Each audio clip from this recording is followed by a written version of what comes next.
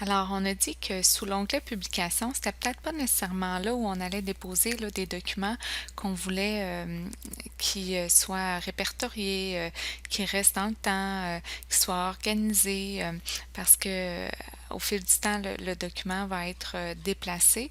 Alors, si on veut vraiment aller déposer puis organiser de la documentation, on va plutôt se diriger sous notre canal général, sous l'onglet Fichiers.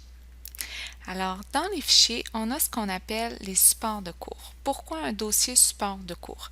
En fait, c'est que si j'ajoute à l'intérieur de mon onglet Fichiers des fichiers, par exemple, qui sont au format Word, PowerPoint, sous l'onglet Fichiers, tous les élèves peuvent modifier ce qui s'y trouve, sauf ce qui se trouve dans le dossier support de cours. Et là, c'est sûr qu'on pourra aller plus loin là-dedans. Je pourrais aller vous montrer des fonctionnalités différentes là, dans SharePoint pour aller modifier des dossiers. Mais pour l'instant, on va y aller tout simplement avec support de cours. Et à l'intérieur, là, on pourra aller classer puis organiser nos dossiers. On pourrait créer des dossiers, par exemple, pour le plan de travail. Ce qui est intéressant en déposant le plan de travail, c'est de développer chez les parents puis chez les familles avec les enfants le réflexe d'aller chercher à chaque semaine ou peut-être d'aller déposer certains documents, puis on indique dans le plan de travail avec un pictogramme que le document se trouve sous Teams, sous un certain dossier.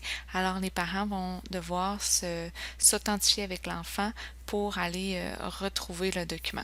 Alors, c'est une bonne façon de développer les réflexes pour le tout. Alors, on a ici, par exemple, notre dossier et à l'intérieur, on peut créer à nouveau des dossiers. Lorsqu'on veut créer des dossiers, on fait nouveau dossier. Alors, ici, on peut donner le nom qu'on veut. Ensuite, lorsque je suis sur le trois petits points, je peux tout simplement renommer.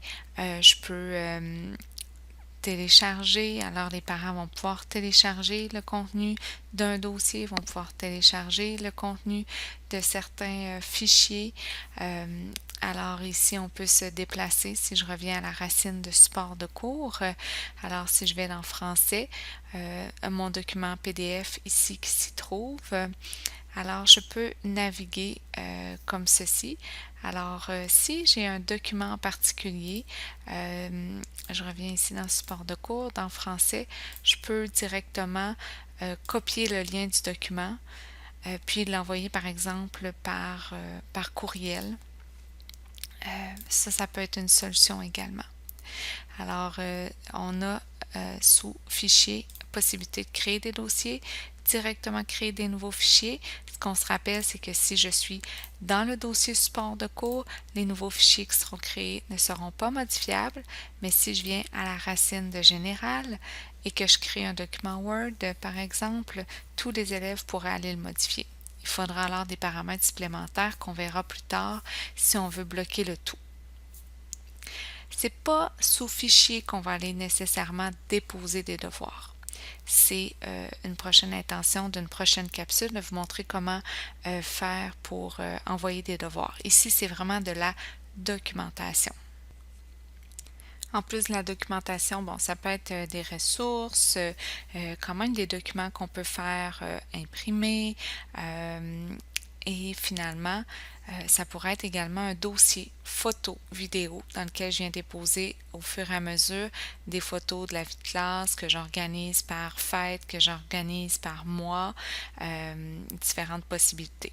Sinon, je vous présenterai tout à l'heure la possibilité de créer un canal particulier pour photos et vidéos.